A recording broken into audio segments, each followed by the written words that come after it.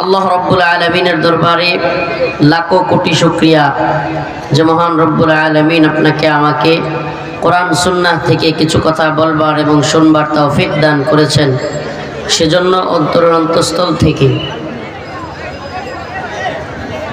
কালিমাতুশ শুকুর আদায় করে স্বতঃস্ফূর্ত আওয়াজ করে বলি আলহামদুলিল্লাহ। প্রিয় উপস্থিতি,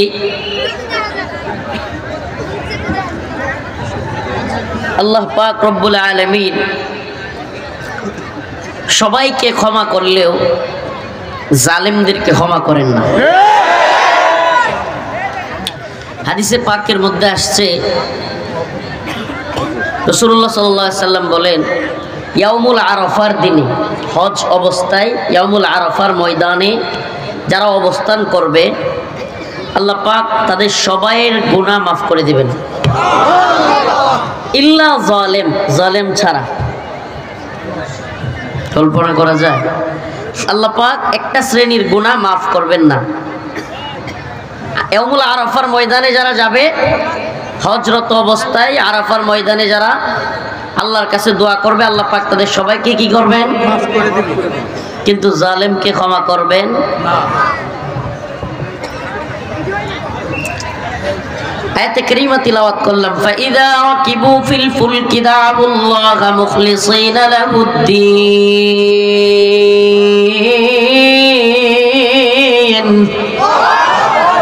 ফালাম্মা নাজ্জাহুম মিনাল বাররি ইযা হুম ইউশরিকুন।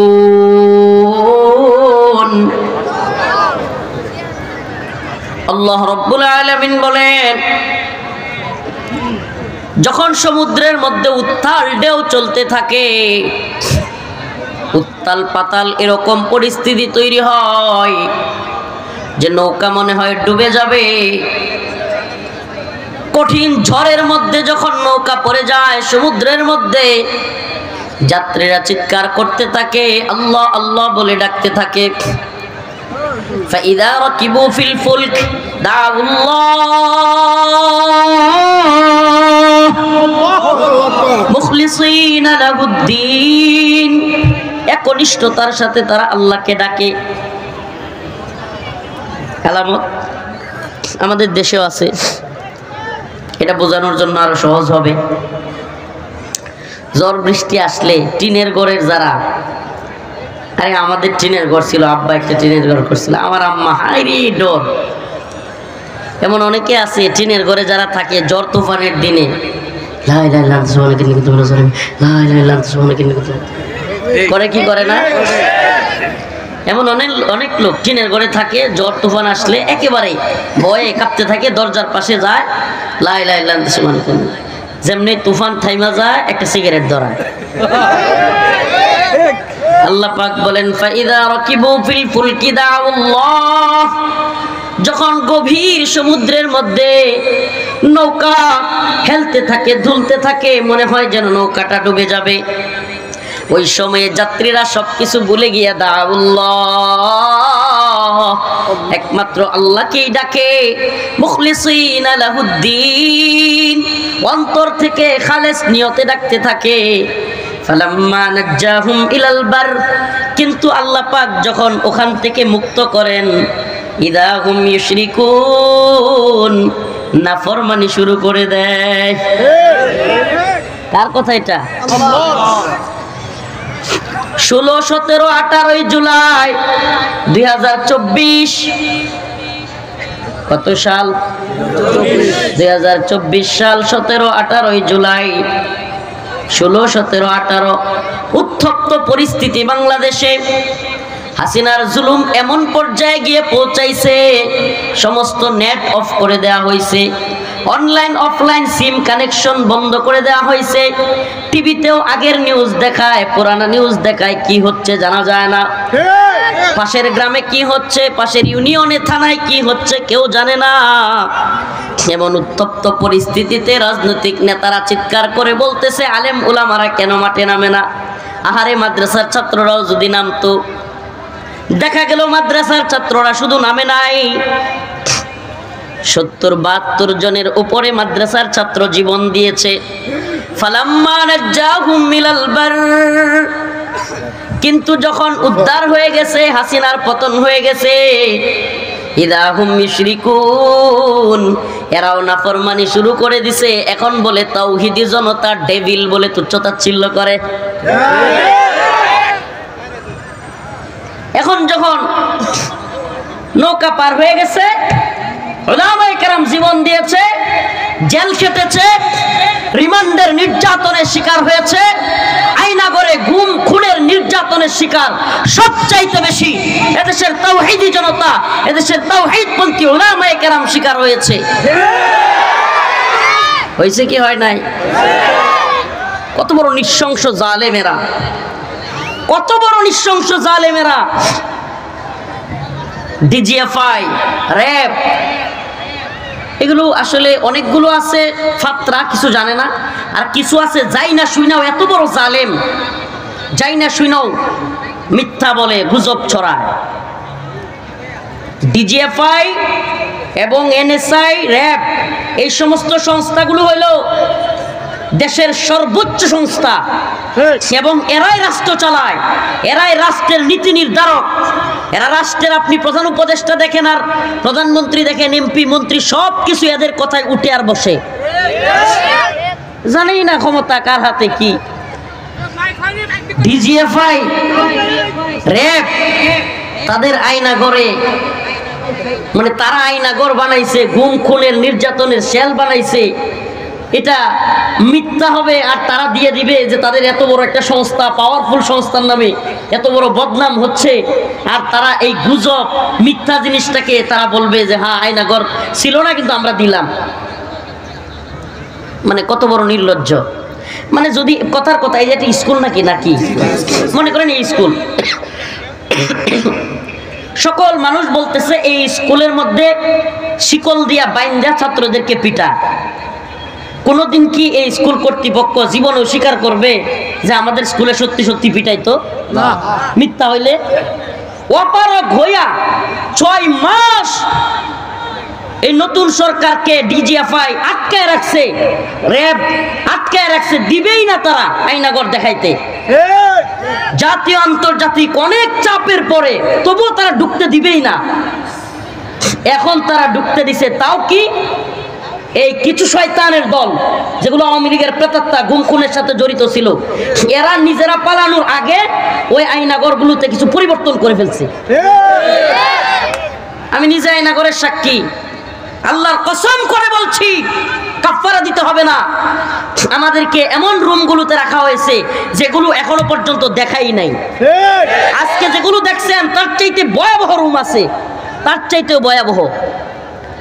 আমি পোস্ট করছি ফেসবুকে, এক বদমাইশ লিখছে, হুজুর আপনি লিখলেন ছোট ছোট ঘর, এখানে তো 10 জন থাকতে পারবে, বিরাট বড় রুম। এরা এক একটা শুয়ের মতো চুকায় চুকায় খালি পয়েন্টে পয়েন্টে বল ধরার চেষ্টা করবে। আরে বেটা, যেই রুমে নিয়ে নির্যাতন করতো আর যেই রুমে সার্বক্ষণিক রাখতো, দুইটা এক রুম না। দুইটা কি না? এক রুম না। 1 হাত বাই 1.5 হাত এতটুকু কবরের মতো যেই রুমগুলোতে, এই যে টেবিলটা যেমন দেখতেছেন না, টেবিল, এই টেবিলটা এখান থেকে ওই যে লোকটা, ওই ক্যামেরা এতটুকু লম্বা, ছবিগুলো ভাইরাল হয়েছে, পারলে দেখিয়েন। এমন একটা রুমে মানুষজনকে বছরের পর বছর রাখা হইতো। র‍্যাব 1-এ আমি সেই রুমে ছিলাম, এই এতটুকু রুমের মধ্যে রাখা হইতো। এই রুমের মধ্যে পায়খানা, এখানে খাওয়া, এখানে নামাজ, এখানে গোসল, এখানে সব। কোনো পর্দা নাই, আপনি যেখানে পায়খানা করবেন কোনো পর্দা নাই, উঁচু কোনো ধরনের দেয়াল নাই, এখানেই এখানেই পায়খানা করতে হবে আপনাকে। আল্লাহর কসম করে বলছি, তবু এই আওয়ামী লীগ জাহেলরা, এই জালেমরা এখনো পর্যন্ত এগুলোকেও মিথ্যা বলতেছে। কত বড় নির্লজ্জ আর বেহায়া এদের প্রতি। কি করবেন আপনি এদের প্রতি আফসোস করা ছাড়া? আল্লাহ পাক বলেছেন, খতামাল্লাহু আলা কুলুবিহিম, আল্লাহ এদের অন্তরে সিলমোহর মেরে দিয়েছে। ওয়া আলা সামঈহিম, এদের কানের মধ্যে আল্লাহ সিলমোহর মেরে দিয়েছে। ওয়া আলা আবসারিহিম, এদের চোখের মধ্যে আল্লাহ সিলমোহর মেরে দিয়েছে। এরা দেখেও দেখবে না, শুনেও শুনবে না। অনেক ভুক্তভোগী, আমি তো শুধু নিজে দেখছি এমন না, অনেকের সাথে কারাগারে গিয়ে কথা বলছি। অনেক ভুক্তভোগী, একটা চেয়ার আছে, এটাকে বলে ইলেকট্রিক শক। চেয়ারের নাম কি? ইলেকট্রিক শক দেওয়া হয়। এই চেয়ারের মধ্যে যাদেরকে বসায়া চেয়ার দেওয়া হয়েছে, আমার অনেকের সাথে কথা হয়েছে, অনেককে দেখেছি এই চেয়ারে শর্ট দেওয়ার কারণে সুস্থ স্বাভাবিক একটা মানুষ, অনেক জ্ঞানী বিচক্ষণ মানুষ কারাগারের ভিতরে পাগল হয়ে গেছে। জাহাঙ্গীর ভাই, আমি নাম বলি, কাশিমপুর কারাগার 2 আমাদের সাথে ছিল জাহাঙ্গীর ভাই নামে একটা লোক। এই আল্লাহর বান্দা অনেক জ্ঞানী মানুষ ছিল, বিচক্ষণ মানুষ। যখন ভালো থাকতো কোরআন তিলাওয়াত করতো, যখন ভালো থাকতো মানুষকে সুন্দর নসিহা দিত, নামাজ পড়তো, এখানে দাগ আছে কপালে। কিন্তু যখনই ওই যে ইলেকট্রিক শর্টের পেইন ভিতর থেকে আবার সে আঘাত বা ব্যথা শুরু হইতো, পাগল হয়ে যেত, যারে তারে গালি দিত, লাথি মারতো, হসপিটালে নিয়ে বাইন্দা রাখতে হইতো তারে। আমি নিজের চোখে দেখছি, আমার পাশের রুমের কুকন ভাই, বাড়ি ওই বরিশালের ওই সাইডে, কুকন ভাই নাম, এই ইলেকট্রিক শর্টের কারণে পাগল হয়ে গেছে। আমার সামনে মানুষটা মারা গেছে, আমার পাশের রুমে। কুকন ভাই চিৎকার করতে করতে দেয়ালের ওই আপনার লোহার যে শিকগুলো আছে, এই কুকন ভাই ইলেকট্রিক শর্ট দেওয়ার পরের থেকে কারোর সাথে কথা বলতো না, নিজে নিজে কথা বলতো। পানি নিতে যাইতো, পানি নিতে গিয়া কুকন ভাই এমন করতো। আমার সাথে কাশিমপুরে থাকা সবাই সাক্ষী, এমনকি একজন বড় সাক্ষী আছে, কয়েকদিন আগে 16 বছর পর তিনি মুক্তি পেয়েছে, আব্দুল সালাম পিন্টু আঙ্কেল, সাবেক বিএনপির মন্ত্রী, শিক্ষামন্ত্রী ছিলেন টাঙ্গাইলের, উনিও ছিলেন ওই পাশের রুমে। আমরা সাক্ষী, ওই কুকন ভাই কারোর সাথে কথা বলতো না, একা একা কথা বলতো। কুকন ভাই কি করতো জানেন? পানি আনতে গেলে বলতো, পানি আনছে আনছি, গেছে গেছি, খাইছে খাইছি, এমন করতো সারাদিন। তারা নিয়ে সবাই মজাও করতো, মানে নিজে নিজেই কথা বলতো। পানি আনতে গেলে কাউকে ধরতে দিত না তার পানিতে। এমনকি যেই ট্যাপ থেকে সে পানি নিত, ওই ট্যাপটা সাবান দিয়া ধুইতো। আরে কে কারে বোঝায়? ওই ভিতরে সাবান দিয়া, এই প্রতিদিন সাবান দিয়ে আবার তার ইয়াডারে ধুইতো, মানে যেই বোতলটা। এমন বোতল ধুইলে কিন্তু সাবানের পানি গন্ধ হয়, কিন্তু হ্যাঁ এটা কোনো কিছু না, সে এটারে প্রতিদিন ধুইবেই। যদি খালি একবার তার বোতলে শুয়ে দিচ্ছেন, আবার 5 বার ধুইবে, আবার ওই ট্যাপ আবার 10 বার ধুবে, এরকমই করতো সারাদিন। আর নিজে নিজে কথা বলতো, দোয়া হইছে হইছে, খাইছে খাইছি, গেছে গেছি, এরকম করতো। কয়েকদিন পর এই কুকন ভাই আমার পাশের রুমে, ওয়াল্লাহি আল্লাহর কসম, এই ইলেকট্রিক শর্টের কারণে, নির্যাতনের কারণে ওই লোকটা কেউ সাথে কথা বলতো না, কখনো তার রুমে কেউ যাইতে দিত না। কিন্তু তার এমন অবস্থা হয়েছে, এই রুমের ভিতরে দেয়ালের রডগুলো দইরা দইরা চিৎকার হা হা হা হা এমন করতেছিল। আমি পাশের রুম থেকে শুনতেছিলাম, কাঁপতেছে তার শরীর। জীবনে কোনোদিন কারোর সাথে কথা কয় না, কিন্তু ওই দিন, ওই রাত্রে যেদিন মারা যায় খোকন ভাই, ওই দিন ডাকতেছিল চিৎকার করে করে। কাশিমপুর কারাগার 2,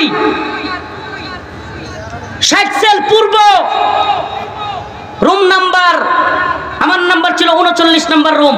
রুম সহ বলতেছি, এই বদমাশগুলো, এই নির্লজ্জগুলো এরপরেও হাসিনা এবং আওয়ামী লীগের পক্ষে কথা বলবে, এরপরেও। কারণ এদের লজ্জা নাই, এরা বেহায়া, এরা নির্লজ্জ। আল্লাহ আমাদেরকে কি বলবো, আল্লাহ এদেরকে ফিরে আনুক, এদেরকে হেদায়েত দান করুক।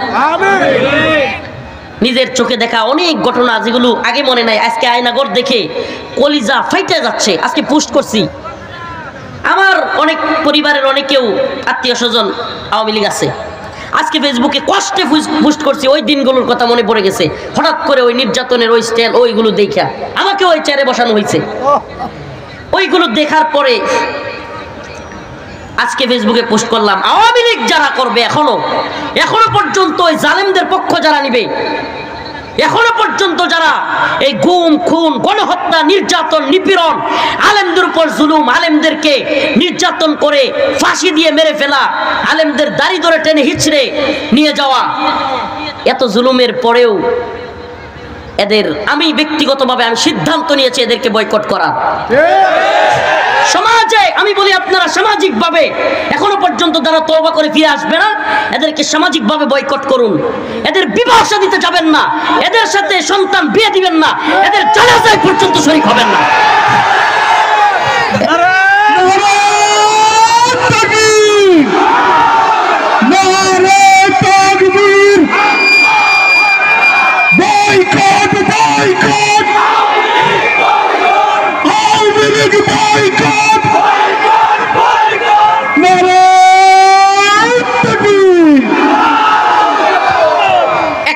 কোথাও যদি মিথ্যা বলে থাকি, এই সকল জনতার সামনে বলে গেলাম, আল্লাহর কাছে যেন আমার বিচার হয়। আর কি বলবো, আর কি বলবো? হ্যাঁ আল্লাহ, আপনি আমার বিচার করিয়েন যদি কোনো কথা মিথ্যা বলে থাকি। আমি নিজে একজন রাজ সাক্ষী, আমি নিজে ছিলাম, আমি নিজে ভুক্তভোগী। র্যাব ওয়ানের গুলো আরো নৃশংস। আমি চিৎকার করে করে পাশের রুম থেকে মানুষের আওয়াজ শুনতাম, কান্নার আওয়াজ, আমি নিজে শুনছি। আল্লাহি কসম, আল্লাহর কাফারা দিতে হবে না। এরপরে ওই মিথ্যাবাদীরা মানে একটা একটা সুই বের করবে। কি এখন কি বলে এই নির্লজ্জ বেহায়ারা? বলে ঠিকাদারদের আয়নাঘর বানিয়ে বুঝাইয়া দিতে 7 মাস সময় লেগে গেছে। চিন্তা করছেন কত বড় নির্লজ্জ? এরা বুঝতেছে না ডিজিএফআই এর মতো, র্যাবের মতো পাওয়ারফুল বাহিনীগুলো সরকার পরিবর্তন হয়ে গেলে ওই বাহিনীর সব লোক কি মারা গেছিল? তো এরা কি পাওয়ারফুল না? তো এরা বুঝায় দেয় নাই। এমনকি এরা যে শয়তানিটা করছে, আজকে ওপেন বলি, বিভিন্ন জায়গায় নতুন নতুন আপনার ঘরগুলোতে কিছু কাজ করে ফেলছে। মানে ঘরগুলো আগের হালতে রাখে নাই, কিন্তু আগের হালতে না রাখলেও বিল্ডিং তো আর ভাঙতে পারে নাই, জায়গাগুলো তো আর ভাঙতে পারে নাই। ব্যারিস্টার আরমান আজকে দেখলাম কাঁদতে কাঁদতে বলতেছে, এই যে এই রুমে 8 বছর আমার রাখছিল। এভাবে পিছনে আমাদেরকে কি করতো জানেন? আমাকেও এভাবে পিছনে এভাবে হাত বাঁধতো, রুমের মধ্যে থাকা অবস্থায় আপনার চোখের মধ্যে এভাবে কাপড় দিয়ে রুমে এভাবে ফেলায় রাখতো, পিছনে হাত দিয়া। আর খাবার দিত সময় খুলে দিত, কিংবা জিজ্ঞাসাবাদের সময় চোখ খুলে দিত। পায়খানায় যাওয়ার সময়ও চোখ বাইন্ধা নিত হ্যান্ডকাপ লাগায়, কিন্তু একেবারে দরজার সামনে গিয়া ছেড়ে দিত, ধরে হাতে এইভাবে একজন ধরতো, এইভাবে অন্ধের মতো নিয়ে যেত। এই যে আমরা অন্ধ, এই যে এইভাবে, তারপরে ওই রুমের মধ্যে নিয়ে পরে ছেড়ে দিত। কল্পনা করতে পারেন এমন নির্যাতন, নিপীড়ন? আরে র্যাবের এই যে কিছুদিন আগে র্যাবের ডিজি সরাসরি স্বীকার করছে, হ্যাঁ আয়নাঘর ছিল, গুমকুন হয়েছে, স্বীকার করলো। প্রিয় ভাইরা আমার, প্রিয় উপস্থিতি, প্রিয় হাজিরিন, এই কষ্টের কথাগুলো কেন বলছি জানেন? আমরা শুধু একটা দলের বিরুদ্ধে বলছি না, আল্লাহ না করুক নতুন কোন জালেম যেন এদেশে পয়দা না হয়, নতুন কোন হাসিনা কিংবা নতুন কোন আয়নাঘর যেন এদেশে কেউ তৈরি করতে না পারে। আবার আরেকটা মিসগাইড এরা করতেছে জাতিকে, এটা অনেকে ভুল বুঝবেন। আমরা যদি বাঙ্গায় না দিই, আমরা তো ভুক্তভোগী, আমরা তো জানি। অনেকে মনে করতেছে আয়নাঘর মানে সুনির্দিষ্ট একটা ঘর, না একটা ঘর না, কিন্তু বিষয়টা বুঝবেন। ডিজিএফআই এর একাধিক আয়নাঘর আছে, র্যাবের একাধিক আয়নাঘর আছে, ডিবির আয়নাঘর আছে, সিটিটিসির আয়নাঘর আছে। এই জন্য এক একজনের তত্ত্ব এক এক রকম হবে। এরা এটা দিয়েও গুজব ছড়াবে, কিরে এক একজনের কথাই দিয়ে মিলে না, বলবে কি বলবে না? কিন্তু আসলে সমস্যাটা কোথায়? সমস্যাটা হলো দেশের বিভিন্ন জায়গায় আয়নাঘর আছে। আয়নাঘর মানে একটা ঘর না। জেল মানে কি একটা জেল? বলেন না, জেল মানে কি একটা জেল? কারাগার মানে একটা ঘর নাকি? গাজীপুর জেলা কারাগারও কারাগার, কাশিমপুরও কারাগার, কেরানীগঞ্জ কারাগার, হাই সিকিউরিটিও কারাগার, সব কারাগারই তো কারাগার। এরকম আয়নাঘরও কিন্তু একটা ঘর না। আয়নাঘর কি না? বলেন না, আয়নাঘর কি না? আজকে বুঝে নেন এই কথাগুলো, অনেকদিন বলি নাই, দীর্ঘদিন। আয়নাঘর মানে একটা ঘর না। আয়নাঘর র্যাবের আছে, আয়নাঘর ডিবির আছে, আয়নাঘর সিটিডিসির আছে, আয়নাঘর ডিজিএফআই এর আছে। আবার এমন কিছু আয়নাঘর আছে যেগুলোর এখনো পর্যন্ত অস্তিত্বই খুঁজে পায় নাই। কারণ কি? কারণ ভিকটিমরা আয়নাঘরটা কোন জায়গায় এটা বলতেও পারবে না। কারণ আমি আমার কথা বলি, আমাকে গাজীপুর চৌরাস্তা পার হওয়ার সাথে সাথে চোখ বাইন্ধে ফেলা হয়েছে, তো আমি কিভাবে বলবো আমি কোথায় ছিলাম? পরবর্তীতে যখন আমাকে কারাগারে পাঠানো হয়, সেই দিন আমি বুঝতে পারছি আমি র্যাব ওয়ানে ছিলাম। কোথায় ছিলাম? র্যাব ওয়ানে। আগে কিন্তু বোঝারও উপায় নাই, কারণ তারা যেদিন ছেড়ে দিবে ওই দিন আপনি বুঝতে পারবেন। তাও কি তারা যদি চায় তাইলে বুঝতে পারবেন, এছাড়া বুঝতে পারবেন না। প্রিয় ভাইরা আমার, বন্ধুগণ আমার, ওপেন কথাগুলো বলা হচ্ছে। আমাকে বলেন না, সরকার পরিবর্তন হয়ে গেছে দেখে একটা নিজেরও তো সম্মান আছে, ইজ্জত আছে, বাহিনীগুলো কি বিলুপ্ত হয়ে গেছে? তো ডিজিএফআই তারা যে স্বীকার করলো আয়নাঘর ছিল, র্যাব স্বীকার করলো আয়নাঘর ছিল, এদের কি বদনাম হয় নাই? হ্যাঁ কি কন? তারা কি যদি মিথ্যা হইতো তাহলে দিত? বিশ্ব মিডিয়ায় প্রচার হবে না যে বাংলাদেশের ডিজিএফআই আয়নাঘর রাখতো? বাংলাদেশ সেনাবাহিনীর একটা অংশ গোয়েন্দা সংস্থা আয়নাঘরে মানুষকে এরকম নির্যাতন করতো, এটা কি বিশ্ব মিডিয়া জানবে না? আজকে জাতিসংঘ থেকে বিবৃতি আসছে যে জুলাই আগস্টে যত মানুষ মারা হয়েছে সবগুলো হাসিনার হুকুমেই মারা হয়েছে। আর কত লুকায় রাখবেন? আর আর কত নির্লজ্জতার বেহায়াপনা করবেন? আরে সূর্যের আলো যেমন সত্য, ওই চাঁদ যেমন সত্য। এই আয়নাঘর ছিল, গুমকুল হয়েছে, এগুলো সত্য।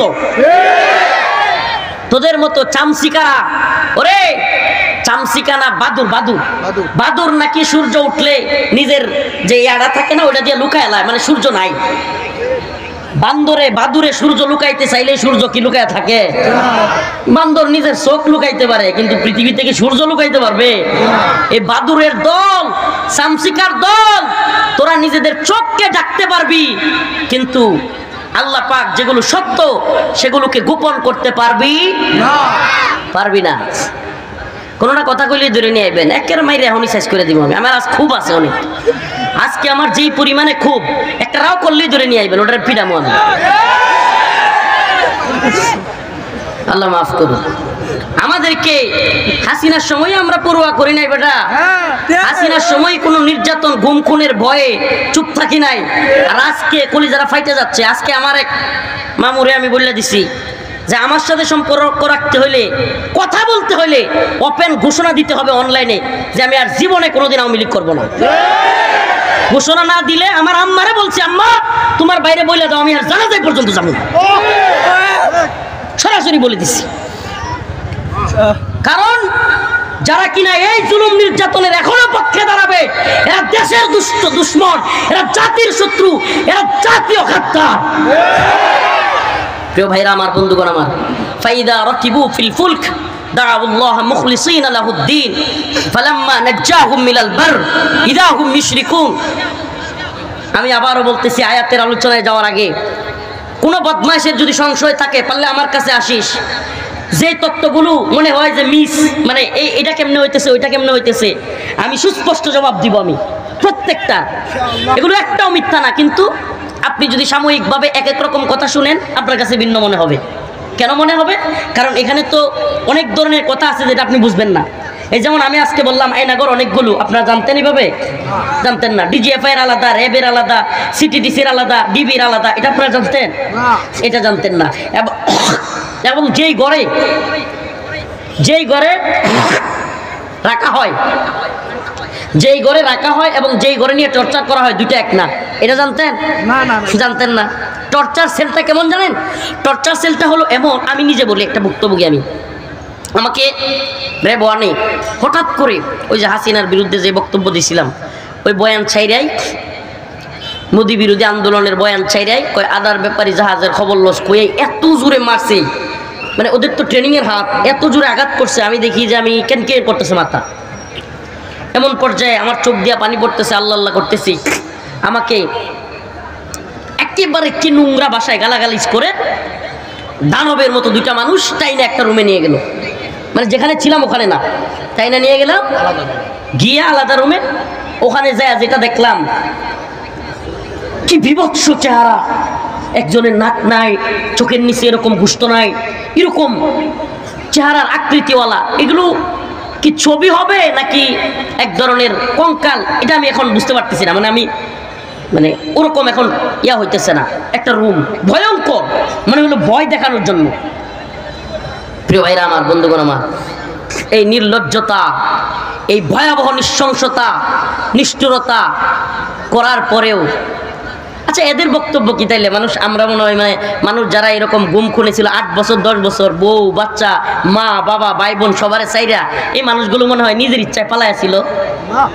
আমার কথা শুনেন, কানাকানি করার দরকার নেই, আমার কথা শুনছেন। 8-9 বছর, 2 বছর 3 বছর, বউ বাচ্চা মা বোন সবাইরে চাইরা এই লোকগুলো কি পালায়া ছিল? হ্যাঁ, নির্লজ্জ বেহায়ার দল। এটা মানুষ নিজের ইচ্ছা এইভাবে বউ বাচ্চা সবারে চাইরা পালায়া থাকতে পারে? হ্যাঁ, তাইলে এরা কি বুঝাইতে চায়? মানে আর কি দলিল লাগে যে এই লোকগুলো এতদিন ছাড়া পাইলো না, আওয়ামী লীগ যাওয়ার পরেই ছাড়া পাইলো? আর কি দলিল লাগে বলেন না? আর কি দলিল লাগে? প্রিয় ভাইরা আমার, বন্ধুগণ আমার, আল্লাহ বলেছেন ফালা তাহসাবান্নাল্লাহা গাফিলান আম্মা ইয়ামালুজ জালিমুন ইন্নামা ইউআখিরুহুম লিয়াউমিন তাশখাসু ফীহিল আবসার মুহতিঈনা মুকনিঈ রুউসিহিম লা ইয়ারতাদ্দু ইলাইহিম তারফুহুম ওয়া আফিদাতুহুম হাওয়া। আল্লাহ বলছেন, ও জালিমের দল, তোরা মনে করিস না তোদেরকে আমি ছেড়ে দিছি। আল্লাহ বলেন আমি ছাড় দেই, সময় দেই, কিন্তু ছেড়ে দেই না। আমি ছাড় দেই কিন্তু ছেড়ে দেই না। আল্লাহ পাক ছাড় দেন কিন্তু ছেড়ে দেন না। জালেমদেরকে আল্লাহ পাক সতর্ক করেন, ছাড় দেন কিন্তু ছেড়ে দেন না। আমরা তো এই জন্য বলি, নতুন সরকারকে বলি, অনেক তালবাহানা করেছেন, আর সময় নাই। তাওহীদবাদী জনতার বিরুদ্ধে কথা বলেন, আপনাদেরকেও সময় দেওয়া হয়েছে, দেখা হয়েছে। দ্রুত সময়ের মধ্যে আওয়ামী লীগকে নিষিদ্ধ না করলে আমরা আপনাদের বিরুদ্ধে আন্দোলন করতে বাধ্য হব।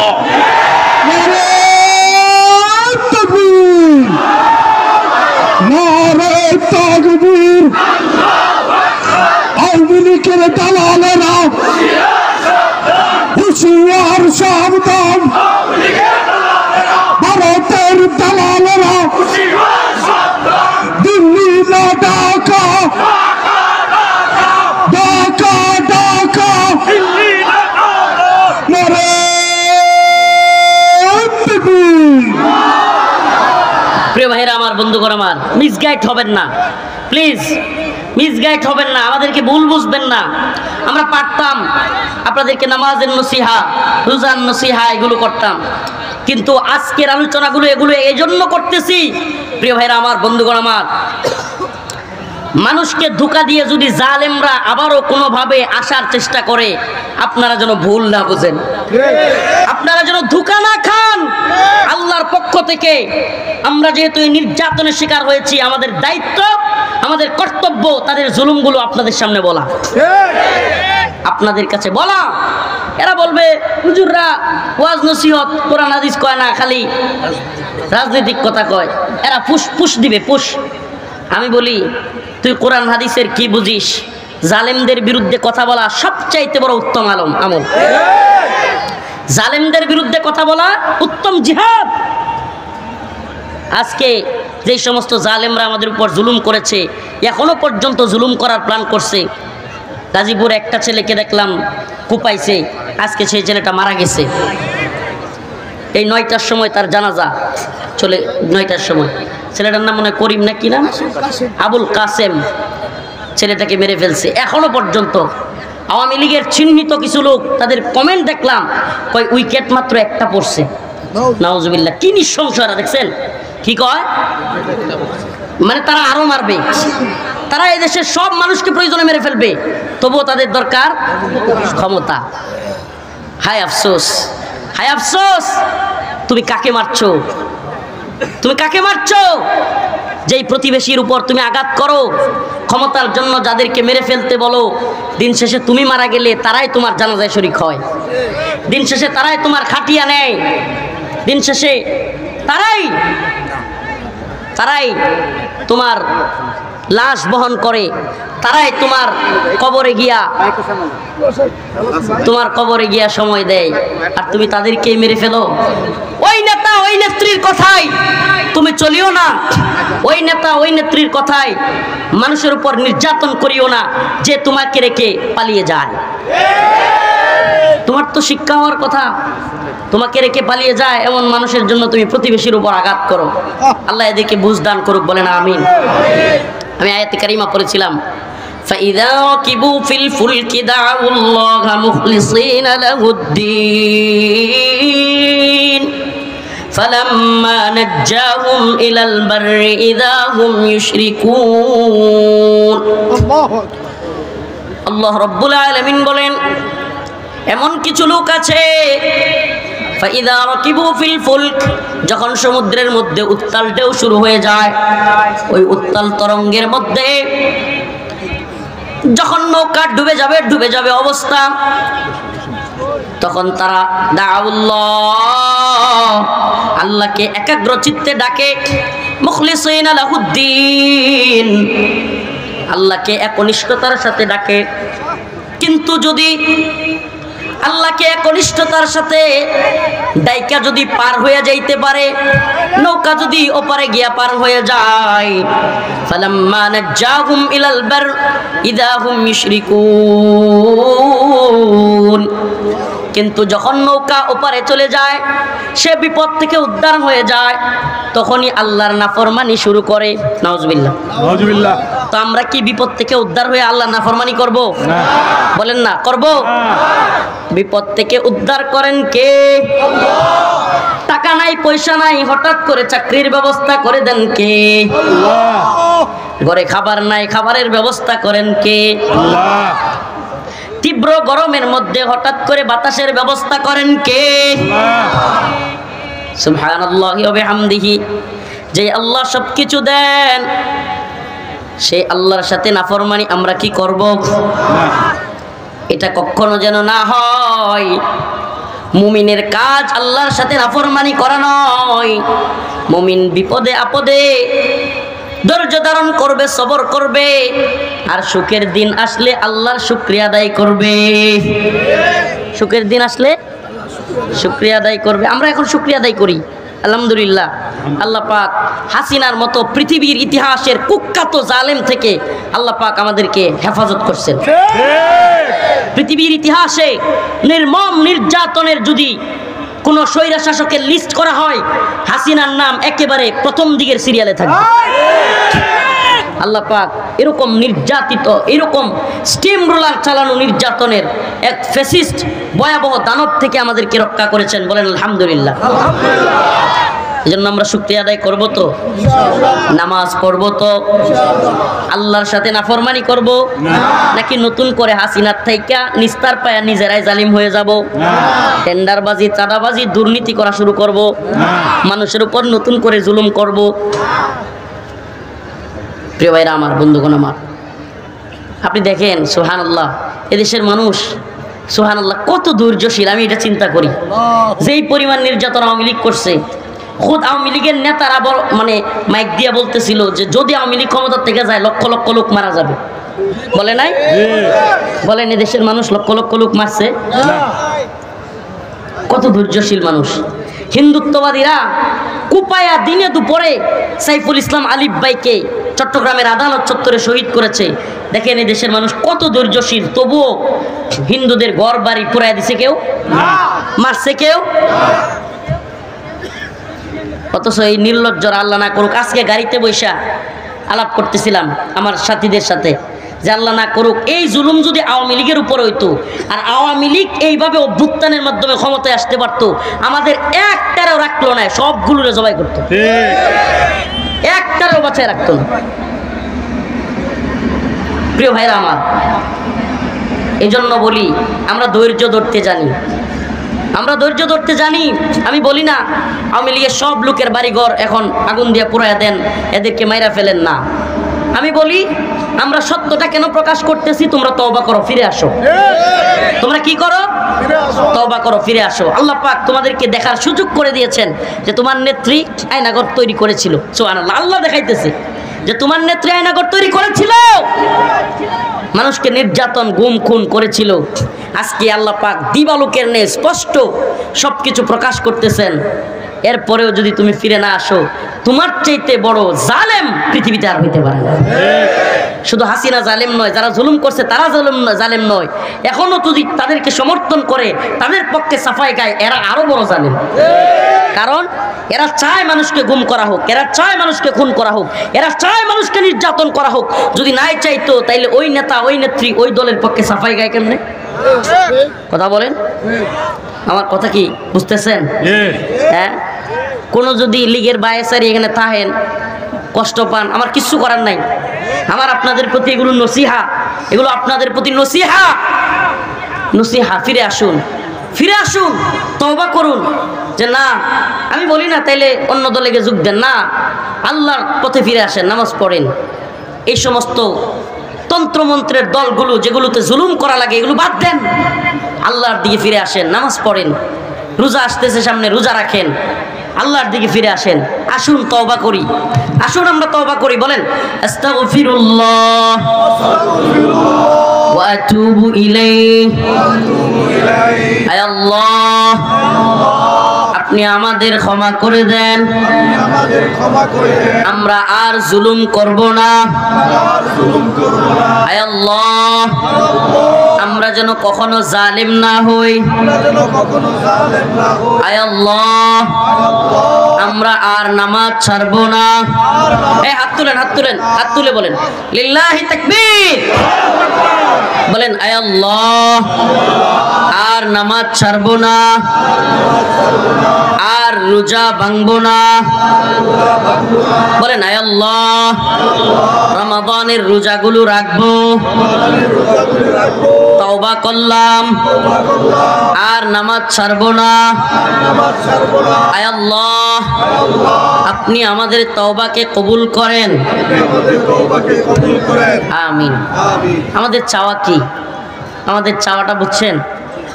আসেন জুলুমের পথ থেকে ফিরে আসেন, আসেন আসেন ওই দলামদতা থেকে ফিরে আসেন, আসেন আল্লাহর পথে, ফাফিরু ইলাল্লাহ। আল্লাহর পক্ষ থেকে আপনাদের প্রতি দাওয়াত রইল, যে যেই দল করেন সবার প্রতি দাওয়াত রইল।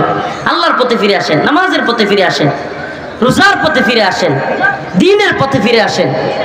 আমরা আপনাদেরকে কোনো তন্ত্রমন্ত্রের পথে ডাকি না, ক্ষমতার পথে ডাকি না, আমরা দুনিয়ার খায়েশাতের পথে আপনাদেরকে ডাকি না, আমরা ডাকি আপনাদেরকে তওবার পথে। আসেন নামাজে শরীক হন, আসেন রোজাগুলো রাখার নিয়ত করেন, এখন থেকে হিম্মত করেন, এখন থেকে নিয়ত করেন।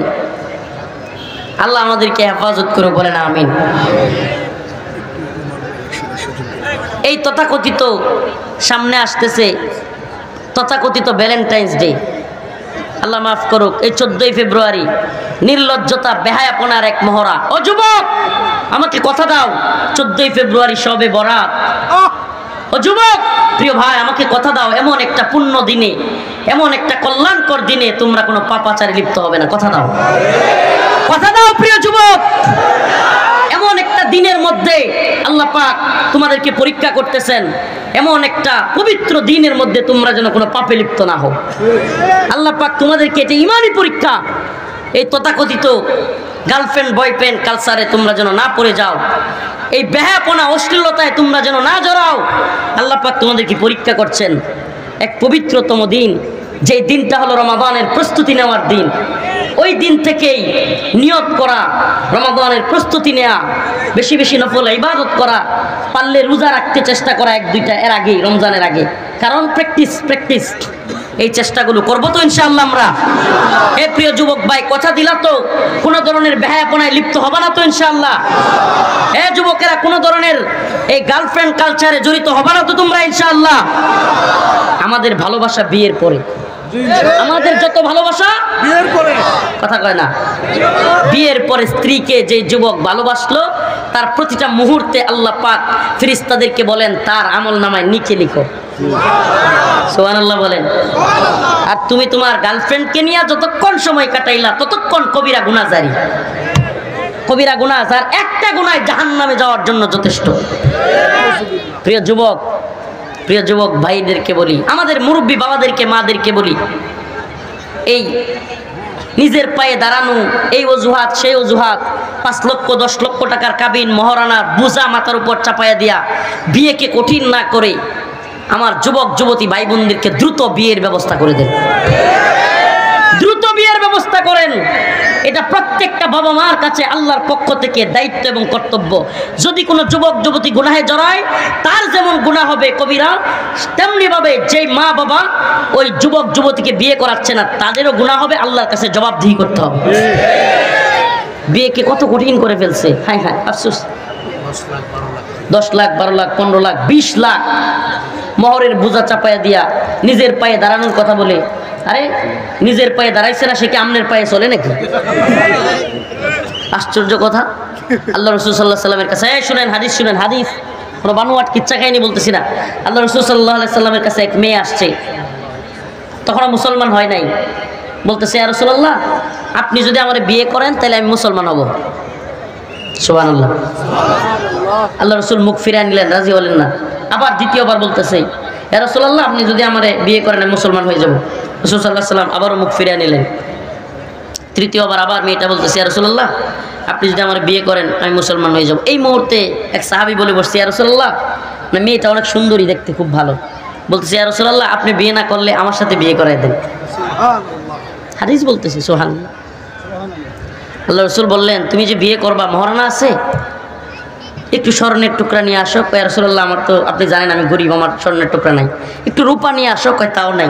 কয় একটু তামা নিয়ে আসো। কয় তাও নাই। কয় যাই আছে নিয়ে আসো। কয় রাসূলুল্লাহ আমি তো আরবের সবচেয়ে গরিব, আমার কিচ্ছু নাই। কয় তুমি কি সূরা কিরাত জানো? কয় জানি কয়েকটা। পারো? কয় হ্যাঁ। ওই মহিলারা বলল তুমি মুসলমান হবা, ওই যুবক তোমাকে এই সূরাগুলো শিখাইয়া দিবে, এগুলোই তোমার মোহর। সুবহানাল্লাহ। হাদিস। সুবহানাল্লাহ। কত সহজ ছিল বিয়ে, আর এখন এই মোহরের বুজার নামে কি পরিমাণ কঠিন যুবকদের করছে। ওরে বাবা, 10 লক্ষ টাকা কাবিন, 4 লক্ষ টাকা ওয়াসিল দেওয়ান লাগে। এরপরে হইল গিয়া এই কি এক নিয়ম বানাইছে, বাকিগুলো বাকি রেখে দেয়। কোথায় পাইছেন এই নিয়ম? স্বামী স্ত্রীর প্রথম রাতের আগেই পূর্ণ মহারণা দেওয়ার নিয়ম। বুঝা চাপায়া দিয়া সব বাকি বাদে কয় পায়া দুইরা মাপ চাই। ওরে শয়তানি। আমি মা বোনদেরকে বুদ্ধি দিয়ে দেই, মাফ করবেন না, বলবেন যা টাকা নিয়ে আয়, নাইলে কোনো ধরনের গেট খোলা হবে না, মানে দরজা বন্ধ। সুজা কিসের এই ভণ্ডামি? ইসলামে এই ভণ্ডামির সুযোগ নাই। সব বাকি রাইখা পরে মাপ চাওয়া, কোনো মাপ চাওয়া নাই। এটা উসুল করতে হবে। এজন্য মোহর কম দিতে হবে, যার যতটুকু অবস্থান। আমি তো মূল মোহর তো দিছি, আরো 2-3 লাখ বেশি করে দিছি। কারণ কারণ এটা হলো হক, তার হক আদায় না করলে। এরপরেও মেয়েদের দেখবেন যতই আদায় করেন, এরপরেও আমার এখনো কয় যে পূর্ণ নাকি আদায় হয়েছে না। যতই দেন তারপরে হবে না, তো না হোক, আল্লাহর কাছে তো আর জবাব নাই। হে যা মন চা কই থাক, সে বলবেই। মেয়েদের কাজই বলা, কিন্তু আল্লাহ তো জানে আমি সব দিয়ে দিছি। আমি পই পই করে হিসাব করে দিয়ে দিছি, দিয়ে আরো বেশি দিছি। তো এরপরে যদি না করে তাহলে আমার কিছু করার নাই। কিন্তু বিবাহকে সহজ করা, আমি তো বলি কি, বাবা মারে বুদ্ধি দেওয়া যায়। ক্যাম্পেইন করবেন প্রয়োজনে, এলাকার যারা হিতাকাঙ্ক্ষী ক্যাম্পেইন, বিয়ের ক্যাম্পেইন করবেন, ফজরের নামাজের ক্যাম্পেইন করবেন। 2টা ক্যাম্পেইন চালু করতে পারেন। উলামায়ে কেরাম যারা আছেন, যুবকরা যারা আছো, নামাজ পড়ো। যুবকদের একটা গ্রুপ খুলবা হোয়াটসঅ্যাপে অথবা মেসেঞ্জারে, প্রতিদিন ফজরের সময় এই গ্রুপে ঢুকে ফজরের সময় বন্ধু বান্ধবদেরকে বলবা সালাম দিবি। তোরা কি করবি? সালাম দিবি, আসসালামু আলাইকুম। তার মানে সে ফজরের সময় উঠছে। তার মানে কি? আর যারা নক করে নাই, সালাম দেয় নাই, তারা উঠে নাই। প্রমাণ হয়ে গেছে যে কয়জন উঠে নাই আর যে কয়জন উঠছে, যারা উঠছে নামাজ পড়ছে, তারা গিয়া পরের দিন ওই যারা নক করে নাই ফজরের সময়, এদেরকে গিয়া সালাম দিবা, ভাই তুই তো উঠতে পারিস নাই, আসসালামু আলাইকুম, তুই কাজাটা পড় আর আজকে থেকে আর কাজা করিস না। এই ক্যাম্পেইন চালু করেন। আরেকটা ক্যাম্পেইন হইতে পারে বিয়ের, এটা তো ক্যাম্পেইন ফজর। এটা কি ক্যাম্পেইন ফজর? সুবহানাল্লাহ। যে ক্যাম্পেইন ফজর চালু করবে, ফজরের নামাজ যে আদায় করবে, তার বাকি 4 ওয়াক্ত নামাজ এমনি এমনি সুন্দর হয়ে যাবে। ফজরের নামাজ সবচেয়ে কষ্ট। আল্লাহ পাক সুবহানাল্লাহ, সালাফগণ বলেন আল্লাহ পাক ফজরকে এমন একটা সময় রাখছেন যে মুনাফিকরা ফজর চাইলেও আদায় করতে পারবে না। মানে মুনাফিক পারবে না, আর মুমিনের জন্য অসম্ভব না। সুবহানাল্লাহ। মানে আল্লাহ পাক ফজর রক্তটাকে এমন একটা সময় রাখছেন, দিন থেকে রাতকে যেমন ফজর আলাদা করে দেয়, ফজরের নামাজ কি করে দেয়, দিন থেকে রাতকে আলাদা করে দেয়, তেমনি ভাবে ঈমান থেকে নিফাককেও ফজর আলাদা করে দেয়। সুবহানাল্লাহ কোন না? দিন থেকে রাতকে আলাদা করে কোন নামাজ? ফজর। তেমনি ভাবে মুমিন থেকে মুনাফিকদেরকেও আলাদা করে কোন নামাজ? সুবহানাল্লাহ। সালাফগণ, আমাদের আকাবিরগণ বলেছেন যে ফজরের নামাজটা আল্লাহ পাক এমন ওক্তে দিয়েছেন যে মুমিনের জন্য অসম্ভব না, মুনাফিকের জন্য সম্ভব না। মুমিনের জন্য কষ্টকর কিন্তু অসম্ভব না, কিন্তু মুনাফিকের জন্য অসম্ভব, সম্ভবই না। সুবহানাল্লাহ। তাইলে ফজরের নামাজ আদায় করবো তো। আরেকটা ক্যাম্পেইন বিয়ের, উলামায়ে কেরাম নিতে পারেন, এটা অনেক সওয়াবের ভাগীদার হবে। এই জিনা মুক্ত সমাজ গড়ার জন্য আল্লাহ পাকের কাছে আপনারা আরশের নিচে ছায়া পাবেন। সুবহানাল্লাহ। এটা কিভাবে সম্ভব? একেবারে সম্ভব, গার্ডিয়ানরা সচেতন হলেই হয়। মেয়ের বাড়ি থেকে কোনো কিছু আশা করবেন না, সাবধান। কি হবে তাইলে? সহজ বিয়ে। মেয়ে ছেলে দেখবে অল্প মোহরানা, অল্প মোহরানা। এরপরে কি? একটা ছাগল, একটা বকরি জবাই হবে, ছোট্ট অলিমা, অলিমা হবে ছেলের বাড়িতে। কোথায়? মেয়ের বাড়িতে। এই গাট্টি বইরা লোক গিয়া খাওয়া, এটা নাজায়েজ। সুস্পষ্টভাবে বলি, উলামায়ে কেরাম এখানে আছেন, মেয়ের বাড়িতে 100 জন 200 জন নিয়ে খাওয়া কি নাজায়েজ। কিন্তু অলিমা যত বড় করতে পারেন এটা সমস্যা নেই, কিন্তু অলিমার বোঝাও চাপায়া দেওয়া যাবে না। ওলিমা যদি যতটুকু অবস্থান, আমি তো বলি আল্লাহ রসুল বলেছেন, এটা আমার কথা না, আল্লাহ রসুল বলেছেন যেই বিয়েতে খরচ যত কম সেই বিয়ে তত উত্তম। সুবহানাল্লাহ কোন? যেই বিয়েতে খরচ যত কম সেই বিয়ে। এই মহরে ফাতেমির নামে, মহরে ফাতেমি নতুন এক প্রথা চালু হয়েছে, উলামায়ে কেরাম আসছেন। মহরে ফাতেমি কি ওয়াজিব না ফরজ? কোনো কিছুই না। মহরে ফাতেমি দিতেই হবে, এই বাধ্যবাধকতা কে করছে আপনারে? মহরে ফাতেমি এখন অনেক টাকা চলে আসে, এত টাকাও মোহর দিতে হবে, এটা বাধ্যবাধকতা নাই। মহরে ফাতেমিও যদি কেউ দিতে না চায়, এখন মহর আর এই কাবিন নামা বড় কেন করে? সংসারটা যদি ভেঙে যায়। আরে মিয়া টাকা দিয়া কি আপনি সংসার কিনছেন? তাইলে বদমাইশি করেন? টাকা দিয়া সংসার আটকানো যায়? কাবিন কোনোদিন বিয়ে আটকাইতে পারছে? বড় একটা অ্যামাউন্ট দিয়া রাখে যাতে বয়ে মানে না সারে। নাউজুবিল্লাহ, এটা কোনো কথা হইল? মানে মানে বিয়ের আগেই সারাসারি চিন্তা। আপনি বুঝছেন সংসার কেন টিকে না? এত সংসারে বিচ্ছেদ কেন? কারণ শয়তানি তো আগেই, বাবা মার মাথায় শয়তানি, স্বামী স্ত্রীর মাথায় শয়তানি, যে মোহর কম দিলে ফায়দা কি, ছেড়ে দেওয়া যাবে সহজে। নাউজুবিল্লাহ, নাউজুবিল্লাহ। আমার স্ত্রীকে যদি আমি 1 টাকাও মোহর দিতাম তবু কি আমি ছাড়তাম? আমাকে সারা দুনিয়া দিয়ে দেওয়া হলেও কি আমি আমার স্ত্রীকে ছাড়বো নাকি? উলামায়ে কেরাম তাদের স্ত্রীকে সবচেয়ে বেশি ভালোবাসে। আলেমদের কাছে মেয়ে বিয়ে দিলে সুবিধা কি? কারণ আলেমরা জানে তারা পরকিয়া করতে পারবে না, অন্য নারীদের কাছে যেতে পারবে না, এই জন্য স্ত্রী ছাড়া তাদের উপায় নেই। আর জেনারেলরা বলতেছি না সবাই খারাপ, কিন্তু বাস্তবতা কি? একজন আলেম সে কি চাইলেই কি অন্য মেয়ের কাছে যেতে পারবে? কিন্তু একজন প্যান্ট শার্ট কুটসুট পরুয়া যে কোনো মেয়ে নিয়ে হাঁটতে পারবে। একজন আলেম, সমাজের পরিচিত আলেম, জীবনে কোনোদিন একটা মেয়ে নিয়ে এভাবে হাঁটতে পারবে? পর্দা না কইরা সম্ভব?